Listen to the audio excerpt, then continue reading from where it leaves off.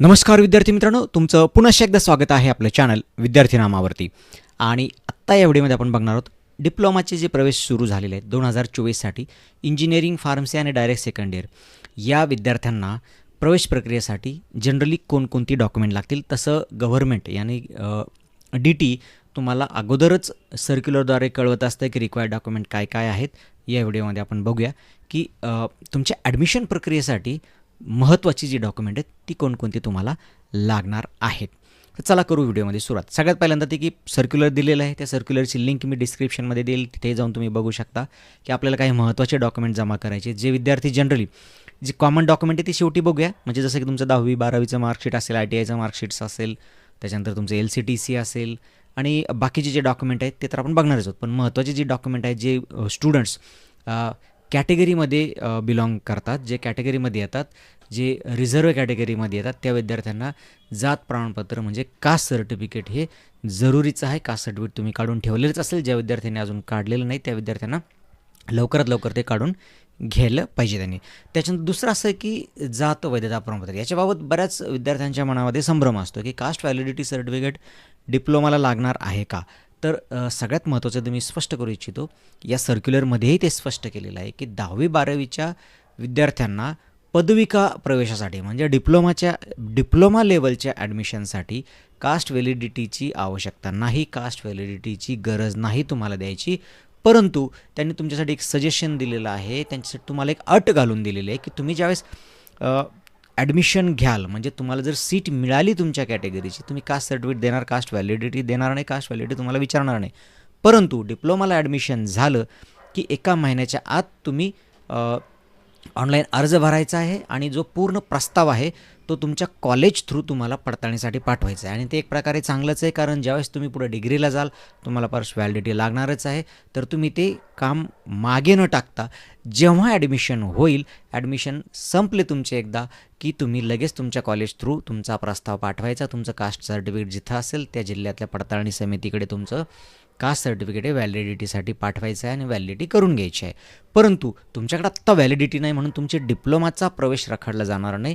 डिप्लोमासाठी व्हॅलिडिटीची आवश्यकता नाही. तथापि जे विद्यार्थी कॅटेगरीच्या जागेवरती प्रवेश घेतील त्या विद्यार्थ्यांना 1 महिन्याच्या आत अर्ज भरायला त्यांनी सांगितलेलं आहे.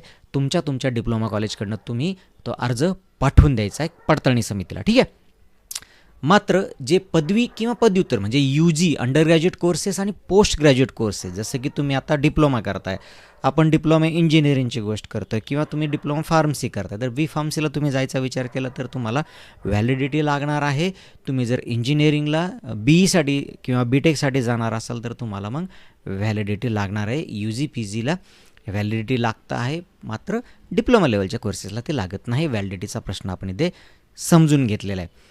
दुसरं असं की SC आणि ST ह्या 2 कॅटेगरी जर सोडल्या म्हणजे अनुसूचित जाती आणि जमाती म्हणजे SC आणि ST हे 2 जर जमाती सोडली तर बाकी सगळ्या रिझर्व कॅटेगरीला तुम्हाला नॉन क्रिमी लेअर द्यायचा आहे. रिझर्व कॅटेगरी म्हणतो मी, त्याच्यामध्ये EWS येणार नाही.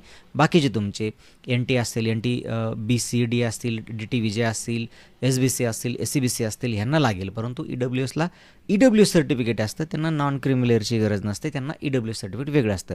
तर SC ST सोडून बाकीचे जे रिझर्व कॅटेगरी आहेत DT विजय, NT BCD, त्याच्यानंतर तुमचे SCBC, SBC आणि OBC या लोकांना नॉन क्रिमी लेअर लागेल, बाकीच्यांना लागणार नाही. म्हणजेच SC ST सोडून बाकीच्या सगळ्यांना लागेल. त्याच्यात EWS तुम्ही कृपया पकडू नये. EWSला EWS सर्टिफिकेट वेगळं असतं ज्याचं आपण बोलू.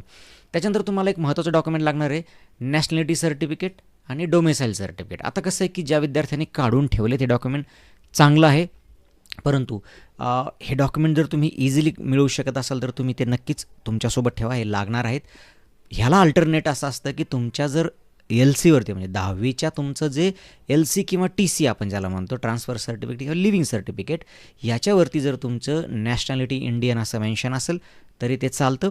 आणि तुमचं डोमेसाईल म्हणजे तुमचं जन्म ठिकाण जे महाराष्ट्रातलं असेल तरी चालतं. परंतु तुम्ही जर हे डॉक्युमेंट काढले तर ते अतिउत्तम होईल. हे डॉक्युमेंट तुम्हाला वेळ आहे, काढून घ्या. त्याच्यानंतर आहे उत्पन्नाचं प्रमाणपत्र. जे विद्यार्थी TFWS योजनेसाठी पात्र आहेत किंवा ज्यांना TFWS योजनेचा फायदा घ्यायचा आहे त्या विद्यार्थ्यांना इन्कम सर्टिफिकेट लागेल. पण इन्कम सर्टिफिकेट जे विद्यार्थी स्कॉलरशिपसाठी, फ्रीशिपसाठी, तुमच्या पंजाबराव देशमुख किंवा ज्याला आपण EBC म्हणतो याच्यासाठी तुम्ही अप्लाय करणार असाल तर तुम्हालाही इन्कम सर्टिफिकेट लागणार आहे. ते इन्कम सर्टिफिकेट काढून ठेवा. त्याच्यानंतर आहे EWS सर्टिफिकेट. तुम्हाला महाराष्ट्र शासनाच्या फॉर्मॅटनुसार तुम्हाला EWS सर्टिफिकेट लागणार आहे. जनरली आपल्याला माहिती आहे दोन EWS सर्टिफिकेट मिळतात. सेंट्रलच्या स्कीमसाठी म्हणजे सेंट्रलच्या ॲडमिशन प्रोसेससाठी वेगळं आणि इथल्या महाराष्ट्रातल्या याच्यासाठी वेगळं मिळतं. तर जो फॉर्मॅट दिलेला आहे, फॉर्मॅट दिलेला कशामध्ये असणार आहे, आपलं जे इन्फॉर्मेशन ब्रोशर येईल त्याच्यामध्ये जो फॉर्मॅट दिलेला आहे त्या फॉर्मॅटमध्ये आपल्याला EWS सर्टिफिकेट इथं सादर करायचं आहे, जे की 24-25 करता वैध असणार आहे, व्हॅलिड असणार आहे. त्याच्यानंतर जे दिव्यांग विद्यार्थी आहेत त्यांनाही दिव्यांगाचं विहित नमुन्यात विविध समितीनं इश्यू केलेलं 40 अँड अबाव त्यांचं जे प्रमाण आहे असं तुम्हाला एक याचं डिसेबिलिटी सर्टिफिकेट आपल्याला सादर करायचं आहे, म्हणजे त्याच्या जागेवर तुम्हाला तुमचा क्लेम करता येईल.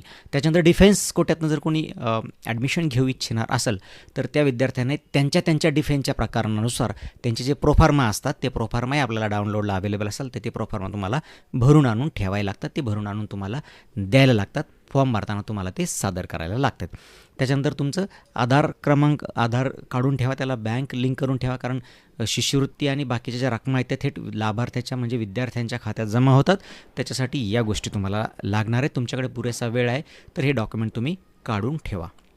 त्याच्यानंतर जो नवीन प्रकार यावर्षी इंट्रोड्यूस केलेला आहे की वर्किंग प्रोफेशनल, जे मुलं सध्या काम करत आहेत, ज्यांना कामाचा 1 वर्षाचा अनुभव आहे, जे लोक सध्या ITI नंतर काम करत आहेत आणि त्या लोकांना आता, त्या मुलांना, त्या विद्यार्थ्यांना आता कोर्स करायचा आहे तर ते कोर्स करू शकतात. त्याच्यासाठी त्यांना हे डॉक्युमेंट लागतील. तुम्हाला या योजनेअंतर्गत जर प्रवेश घ्यायचा असेल तर तुम्हाला कोणताही तुमचा जो नोंदणीकृत उद्योग असेल, आस्थापना असेल, ऑफिस असेल, कोणतंही असेल तर त्यांच्याकडनं तुम्हाला काय करायचं आहे, नियमितपणे 1 वर्ष काम केल्याचं एक अनुभव प्रमाणपत्र घ्यायचं आहे. त्याचाही प्रोफार्मा लवकरच ते वेबसाईटवर अपलोड करतील. त्या प्रोफार्मा म्हणजे त्या फॉर्मॅटमध्ये तुम्हाला ते अनुभव प्रमाणपत्र घ्यायचं आहे आणि त्या सदरची जी आस्थापना आहे त्यांचं ना हरकत प्रमाणपत्र.